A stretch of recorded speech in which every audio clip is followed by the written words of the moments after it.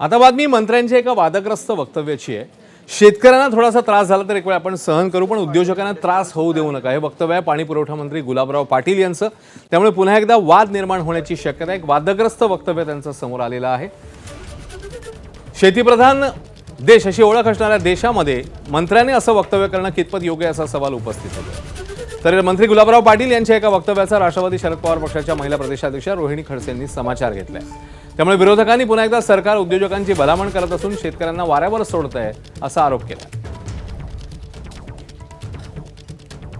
एक वेळेस आम्ही शेतकरी सहन करून घेऊ, पण उद्योजकाला फार त्रास होतो।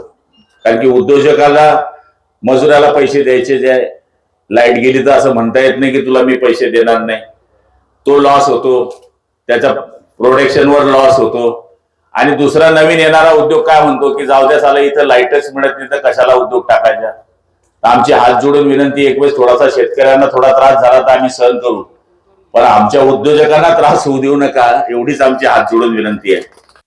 म्हणजे निवडणुकीच्या वेळेस मतं घेताना जय जवान जय किसानचा नारा देऊन तुम्ही मतं घेतलीत आणि निवडणुकीनंतर सत्तेत आल्यानंतर जय उद्योजक म्हणणारे तुम्ही, हे फक्त महायुतीतल्या एका मंत्र्याचं वक्तव्य नाही, तर महायुती सरकारचं शेतकऱ्यांप्रती असलेलं असंवेदनशीलता दर्शवतं।